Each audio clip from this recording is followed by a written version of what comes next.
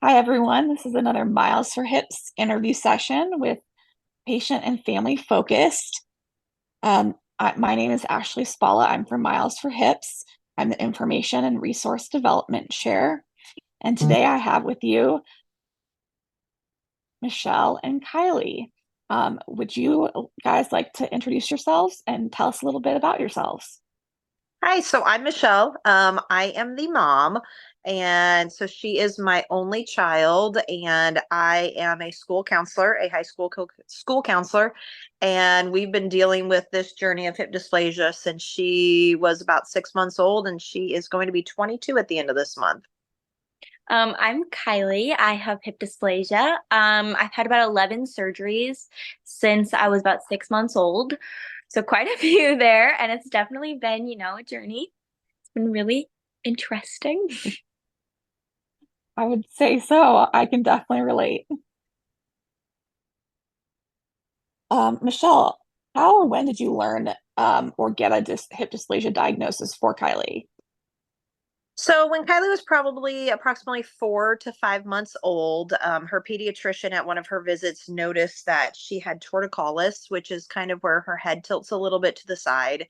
We were sent to physical therapy to get that taken care of. And while we were at physical therapy, the therapist there had mentioned hip dysplasia and had asked if we had ever had her hips checked because she was able to move her legs in ways that they said that she probably shouldn't have been able to. So we brought her back to her pediatrician, and her pediatrician, manipulated the hips, didn't hear any clicking, but still gave us a list of doctors that dealt with hip dysplasia that we could go to. So we started going to see Dr. Perry Schenecker, who is at St. Louis Children's Hospital, and he did the same thing, didn't hear any clicking, but did some x-rays. And then at that point is when she was kind of diagnosed with hip dysplasia, and we were on that journey to the first surgery.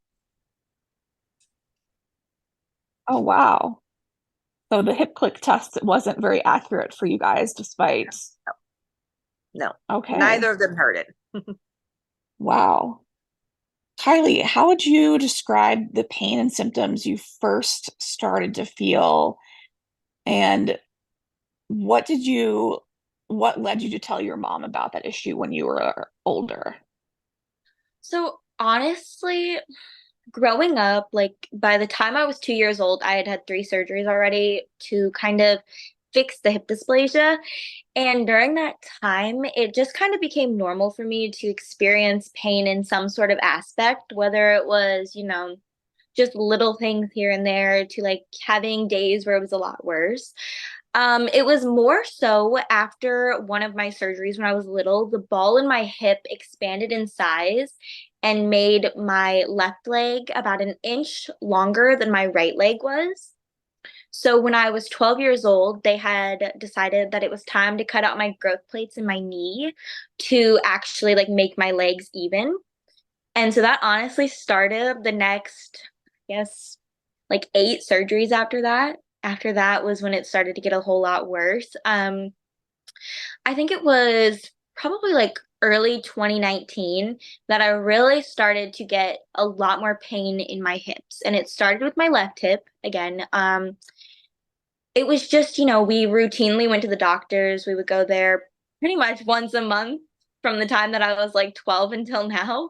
And honestly, it just slowly started to hurt more and more to the point where I was like, I really think we need to go get this checked out. And that's when we did. And that's whenever I had the PAO, and then a whole lot more after that. So it just kind of compounded itself Yeah. over time. Yeah. It was definitely one of those slowly developing. This question goes to you both. What was your reaction upon diagnosis, Michelle? And then how did you feel about it when you knew about it older, Kylie? I think for me, it was, I mean, she was my first child, is my first child, only child. I think it was a lot of like shock and like, okay, like, what is this? Like, I didn't know anything really about hip dysplasia. I didn't know like what to look for in a doctor or anything like that. Didn't know kind of like what the options were after that. So it was kind of at the beginning, like I felt like I was learning a lot and trying to educate myself on what this was, what this meant, like how I could best help her with it. And kind of at the beginning there, it was kind of one of those like, okay, she's really loose, like, but it was kind of that thought of, okay, by the time she has this first surgery, that should really help that. And then it was the second surgery, and then that one didn't really help that. And then it was the third surgery. So it was just, with every surgery that kept coming up with her, it was kind of just me educating myself more about hip dysplasia, what it was, what those surgeries kind of did, what they meant, stuff like that. So, Yeah, it's kind of hard. So my family, I have multiple people in my family now who have been diagnosed with hip dysplasia on my dad's side of the family. So growing up, it was one of those things that I don't really ever distinctly remember like being like, okay, I have hip dysplasia. It was just one of those things that I've constantly kind of dealt with throughout life. And it's been such a consistent thing in my life, whether it was through me or through somebody in my family. Like, I had a cousin who was born when I was about 10 years old. And one of the first things that my family thought to check was her hips because of the fact that seeing how it was passed down to me after going through my dad and my aunt and my grandma, even, they were like, okay, maybe this is more of a genetic thing. And it's kind of just been a consistent thing in my life the entire time. I don't know if you Wow. remember, like, you've always just known, Yeah, I don't really like there was remember, no like, life for you before and after hip dysplasia, I yeah. think, with her. Wow. So definitely a large genetic component in your family for sure. Yeah, definitely on her dad's side. Yeah, there was a lot. Kylie, how has hip dysplasia affected you directly? I know it's been a big part of your life. Honestly, it's a whole lot of like feeling excluded from certain things and feeling like I can't partake in activities that my friends would do. Even when I was younger, like it was advised that I didn't, partake in really like sport like activities because of things like that. And like growing up, it felt very like almost like I was alone in an aspect. Like nobody could fully understand that like you wake up every day and you're in pain. And it's just something that you become so used to that it almost makes you feel alone because nobody else can really experience what you're experiencing at that time. Like growing up, it was so hard to see my friends just out doing whatever they wanted to do and knowing that I couldn't do that because I could put myself at injury risk. And like even now, like I see my friends going out and I'm like, well, I have to stay home. Like I can't necessarily go out and do all of like the high activity kind of things that I might want to do. So it's definitely very lonely sometimes, if that makes sense. Isolating, yeah, for Yeah, sure. very like, Michelle, how has this affected you and mom? I mean, it's hard. You don't ever want to see your kid go through pain. And kind of like she said, like, I don't understand it either. I've never been in her situation, so try to put myself in her shoes and stuff. And, as mom, you always just want to fix your kids, I guess. I don't know if that's the right words. Like, I just want to go in and just like fix it and have it be done and not have to have her deal with it. But, you know, reality kind of taught me when she was very young with it that that was not what was going to be able to happen with her, and that this was going to be probably a pretty long journey with her. And I think, we got to a point there where I was like, okay, like I'll look back on posts that I made and stuff, it comes up in my like my yearly things, and I'll be like, saw the doctor for the last time, we're cleared and everything. And then it's like, oh yeah, that was wishful thinking, kind of back at that point. And, it's just hard seeing that like some of her friends, they've gone away to college and stuff. And with her and I, it's been a conversation of, okay, like you can go away to college, but with your surgeries, like how is that going to happen? Because after your surgery, you need somebody to be there to be able to help you with recovery. Because, after a PAO, you can't do a lot of those things on your own. So how would that look? How's that going to look with your college journey? How does that look if you're living halfway across the country? And, so it's hard seeing that limits her on some things. And she does a great job of trying not to let it limit her and like trying to do as much as she can. But, you can tell when she's had a day where she's been more physically active than, a day when maybe she hasn't, because you can just see that she's in a little bit more pain on those days. And like I said, as a mom, you don't like to see that in your kids, and you're like, just give it to me instead of them. But, it doesn't work that way. So Yeah. And on the days that you do more stuff, you end up paying for it for days Yeah. after. Yeah, Yeah, yeah, definitely. I definitely understand. Michelle, how did you decide on a surgeon for Kylie? And was when she was older, was she part of the decision-making process? so So when she was younger, I'll admit her dad and I didn't really know, like I said, what to look for. I think we were both kind of, and it's odd because her dad has had orthopedic issues himself, but we didn't really know from the parenting side of it, like what to look for in a doctor. Like we were young, we just, so honestly, the list that the doctor or that the pediatrician gave us of different, surgeons or doctors that she would recommend, we honestly just, this sounds so bad, but we just picked out the one that we thought the name sounded the coolest. And it turned out to be Dr. Shinneker, who, turns out to be one of the top surgeons for hip dysplasia. So we got very fortunate and lucky in that. And then when she got older, and because he deals with pediatrics, when she got older, and then it became knee surgeries that she had after that, he pretty much referred us over to a doctor that he had worked with. I think after her first surgery, though, like when we were told she had to have a second surgery, we did go and get like second opinions and stuff from people.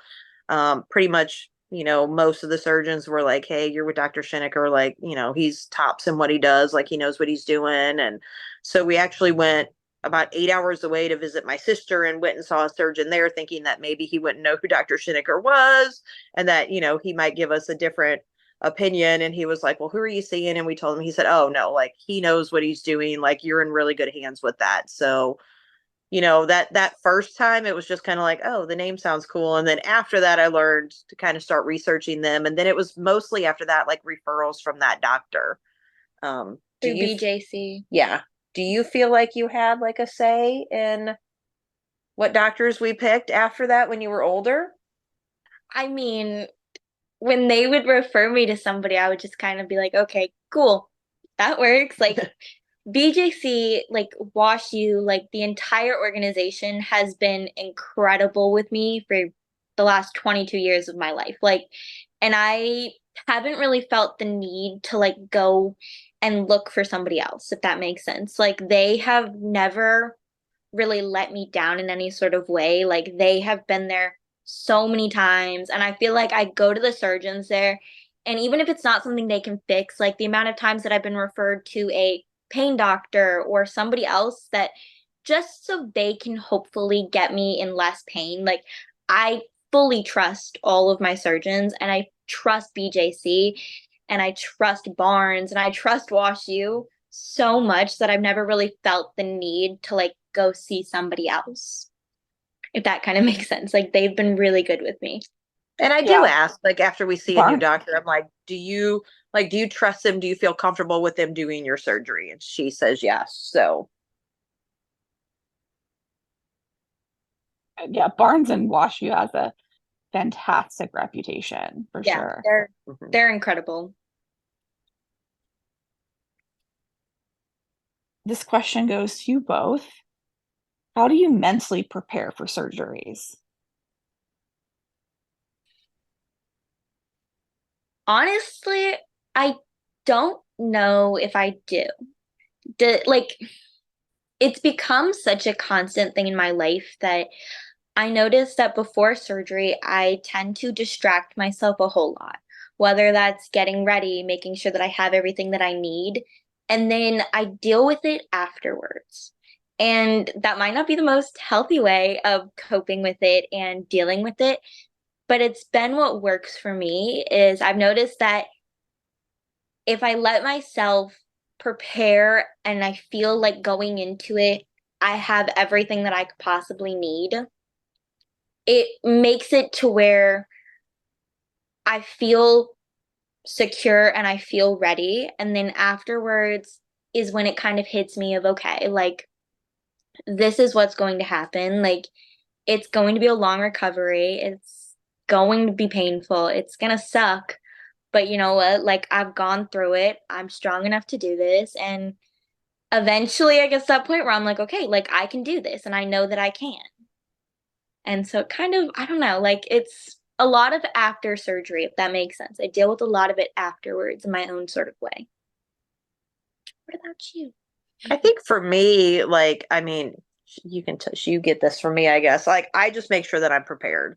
Like, I'm like, okay, we have, the shower bench set up. We have the ice machine ready. We have, the stuff that we need. We have, your little rolly thing with all of the stuff on it, like books prepared ahead of time and drinks and I think that's just, I mean, it gets to a point, I don't want to say it's second nature, but it just gets to a point where it's like, okay, well, she's having surgery again today, and as long as I feel like we're prepared for everything ahead of time, then, I guess that's just how I deal with it too. Like it's almost, I don't want to say second nature, but it's just kind of like, okay, well, here we go again. It's something So you become used to dealing with, something you become used to happening, especially the last few years. It's definitely been more prominent. And I think the intensity of the surgeries and the recovery the last few years has definitely been more intense than I feel like in previous years. And I think it's become one of those things that, like, they called me to schedule my next surgery and it just was like, okay, cool. Like, that's what has to happen. Like, it cool. Like, I don't know. It's just, it's almost normal. Yeah, you guys sound very similar to how my mom and I operate with yeah. Yeah, it's definitely just like, stuff. That's kind of how I'm very list oriented. I prepare that way, and we get ready for it, and then we just kind of deal with it as it comes. yeah. Yeah, for sure. Kylie, what has brought you the most comfort post-operatively? What is your like comfort item or thing that you like to do post-op? Okay, after my last surgery, it has been reading. I have just, I don't know. I think in a way, whenever you read a book and you can put yourself in a different world, it can almost distract you from what's going on in your real life. And I know that, like, that might not be a great thing to do, to like almost like distract yourself and like pretend almost that you're like not living the life that you are. But I noticed that, like, if I'm reading, I'm not sitting there dwelling on the fact that, okay, my friends are out having fun and I'm here having to elevate my leg and ice every 20 minutes and make sure that I'm taking my pain meds. And like, it just, it almost comforts me in a way of like, I feel like I can just kind of step out of my own life for a little bit and just feel comfort in the fact that, like, okay, like, this is a good thing. Like, and I don't know, Yeah. recently, the last few surgeries, that's definitely been my coping method. And like, I really have enjoyed it, honestly. So, Do you have a favorite book recommendation for the listeners out there? okay. I have been rereading all of the Percy Jackson books from when I was younger, and oh my gosh, I forgot how good they were. I read them back in like junior high, and reading them again now, I'm like, okay, yeah, like these are really good. Like, no wonder I enjoyed them Very so nice. much back then. Like, I've thoroughly enjoyed rereading those. Very nice. That's a classic. That's a good one. Yeah, it's a good one. Michelle, how do you reassure Kylie prepare for surgery recovery? I mean, I think she's got it down. I'll be honest with you, there's not a lot that I feel like I do so much besides like the prepping ahead of time and making sure that we have everything that we need, because the one thing that I don't want to do is add stress onto her afterwards, because I'm stressed because I wasn't prepared for things ahead of time. So knowing that we kind of have everything that we need ahead of time, I think, I hope, take some of that stress off of her when she's just, because I want her to just deal with recovery at that time. So, um, Yeah. you know, and she just does. Like, I mean, I know that's not maybe the best answer, but she just, she's been through it so often now that I don't know how much I need to reassure her besides just kind of being like, okay, it's going to be okay. Resurgery or recovery may not be the best thing out there, but we're prepared, we're ready, we have everything that we need, and everything that we can do in our control, we've controlled. And the rest of it that's out of our control, we deal with it as it comes along. So, And it comes. yeah, A it'll lot happen. of it happens. Kylie, what is the hardest part of the surgery process for you? Is there a specific stage in the process that really like hiccups you like over and over again? I think I have two, and they come at very different times in the surgery process. For me, it's not when I'm sitting there in the like operating room about to go under. Like at that point, I've come to accept that this is what's going to happen. But I think it's that initial shock of when they tell you, like, for example, when they told me that I was going to have my right PAO, I remember driving home and just sobbing because I was like, that's supposed to be my good leg. Like, every surgery before that had been on my left leg. And I just remember sobbing the entire way home so hard at one point that I had to pull over. I was like, I couldn't see. I was like, that part to me, the initial shock of, okay, like, you have to do it again.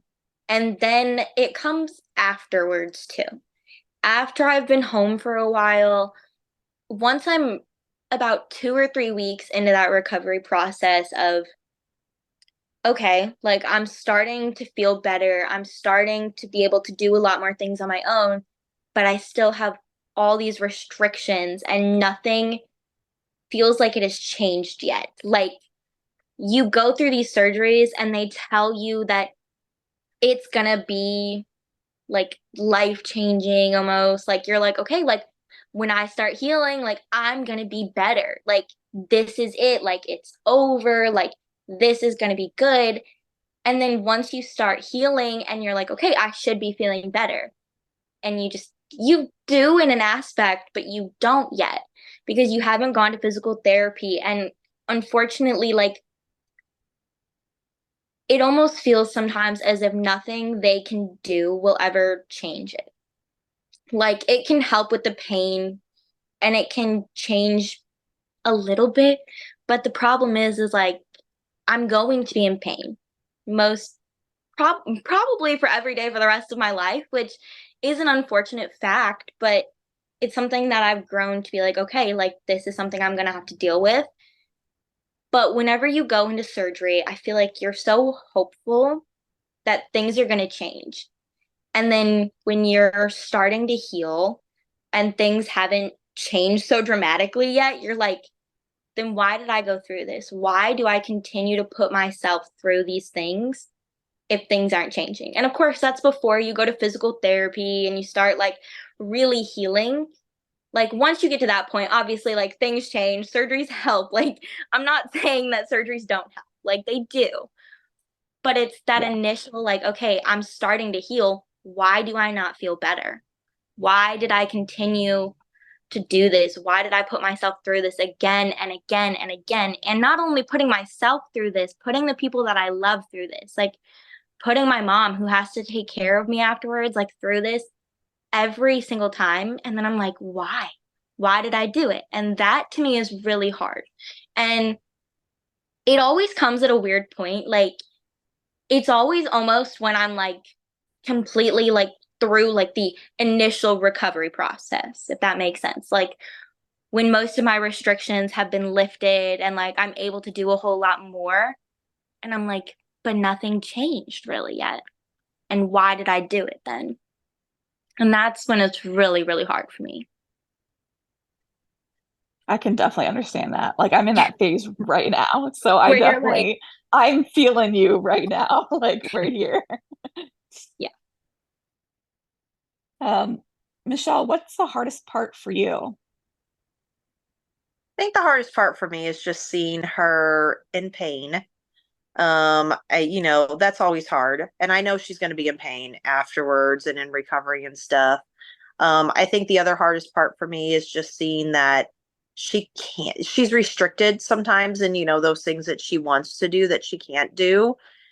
And then I think for me, one of the hardest parts too is because her case is not just, and I don't want to ever say like hip dysplasia is just simple and easy or anything like that, but some people are fortunate enough that they have hip dysplasia, they have the surgery, it works, they're able to get back to, their daily activities and be physically active again. And unfortunately, that's not the case with her. It was kind of like that, like I said, that first surgery I was so hopeful after, and then the second surgery, and then the third surgery. And after the third surgery, like she did well for many years. 10 And then it was years. like, okay, now we're having the knee surgeries, and now we're back to the hip surgeries, and now it's the hip surgery on the other side. And just, for me being like, is this going to be her whole life? Like, is she ever going to get to that point where she has that one surgery that works? And I'm not saying that the others haven't really worked, but one that just like heals her and she won't have to deal with this anymore. But I think that's one of the hardest parts for me too. And then just being, I mean, and of course, just on the personal side too. And it's not about me, but it's, the having to take the time off of work to be able to do it. And I'm so fortunate to have great bosses and places that I've worked that have, been okay and accommodating to it. But, making sure that I get everything ahead of time with work and everything. And then making sure that the house is set up and making sure that we have all the things that we need and, just kind of making sure that everything is in order. And then I don't like to talk about this much with her because I don't ever want her to feel like she should feel guilty or anything for it, but just the financial burden too. Um, as a single mom, there's that financial burden to it. And not that her dad doesn't help out because he does, but it's just financially it can be difficult. I mean, it's, insurance. Her dad has great insurance that she's on, but there's still that financial cost to it. And she herself at almost 22 now has decided to take on that financial burden herself. So seeing the fact that, you know, I'm like, it's not fair that an 18-year-old, 19-year-old is starting off their life, with debt and because they owe this money for physical therapy. And, she's also at that age where she wants to be independent and take care of it on her own. But I'm also like, well, I'm mom, like I can help out and stuff. So, I think there's not just one thing, there's so many Yeah. different things that are interwebbed together with it that, but those are kind of the things that I think hit me the most when I think about it. Yeah. I I definitely can relate to that. And I think my mom can relate to that for you Yeah. for various reasons. And healthcare right now is so expensive and insurance loves to deny everything. Oh yeah. So Yeah. um so there's a lot you end up paying for. And then all the supplies and stuff that they don't pay for. Oh Yeah. yeah. Um, so it gets pricey quite quickly. Yeah. So Definitely. definitely understandable for Mhm. sure. Kylie, what have you learned about yourself throughout this process or journey? More like journey for you. Yeah. Um, Honestly, I think I've learned that like I would consider myself to be quite a strong person. Like I think that I have been able to cope with a lot of things and deal with a lot of things that a lot of people in my like a lot of people my age don't have to deal with. And I think in a way like I consider myself to be relatively like strong and like I don't exactly know the exact words for it, but I consider myself to be like I can handle things. Like I handle stress, I feel like pretty darn well. Like I feel like I can handle the stress and the anxiety that comes with having surgery pretty well. And I feel like I deal with recoveries. And I think part of that is I've kind of had to. So you become that person. Like whenever you have to deal with things, you just kind of do it and you have to just kind of suck it up almost in a way. And like that sounds terrible, but you just kind of have to like be okay with what's happening to you. And I think in a way that's made me a really strong person. And it's made me realize that like no matter what I get put through my life, like I can handle it. Like and I know I can. Like and that sounds like a little conceited and I feel like that sounds a little like weird, but like when things come my way, I don't necessarily feel like obviously I feel stressed about certain things and things happen in life, but I feel like I know that I can handle things and when things come my way, in a way it makes me less stressed about them because I'm like, okay, well I've been put through so much in my life that I can handle this.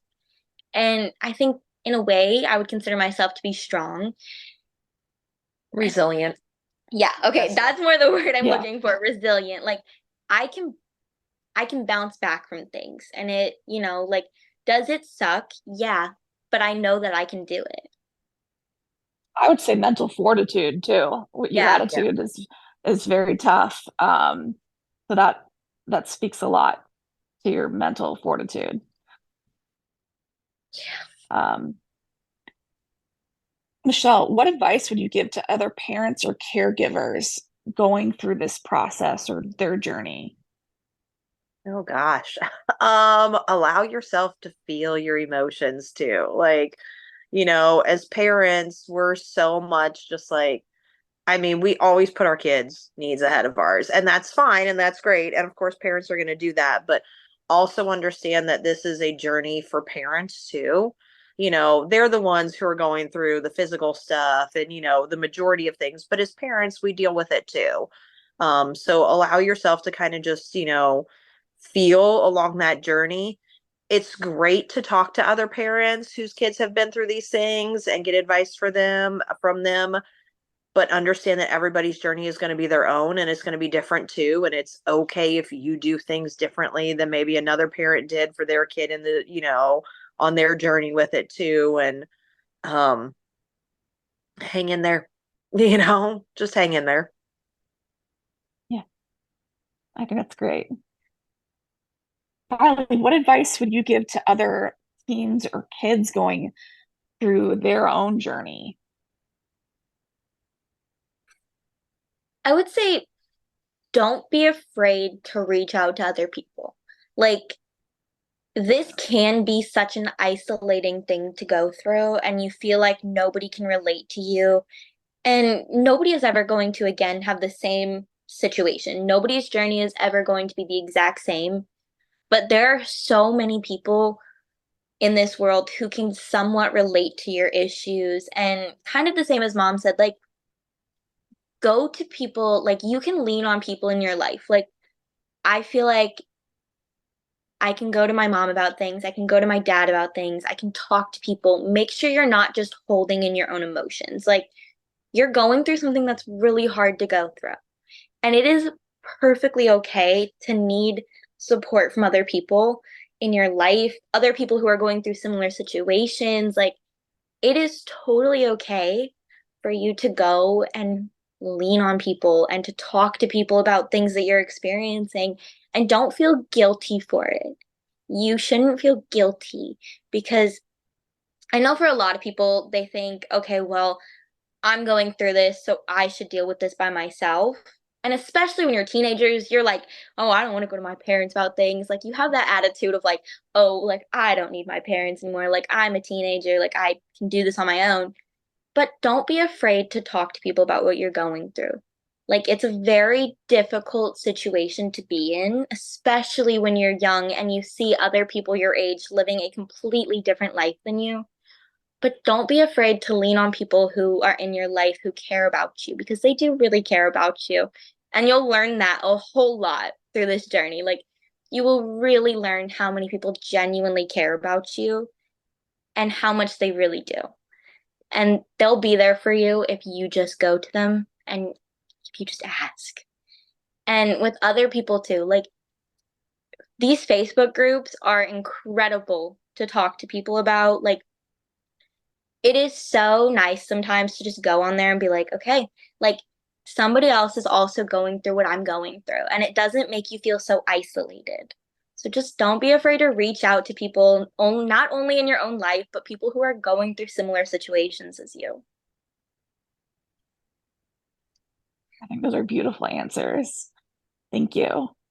And that is the end of my questions. Thank you, ladies, for joining me today and answering all my questions.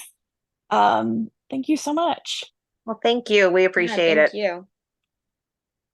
And thank you, everyone, for watching. Until next time.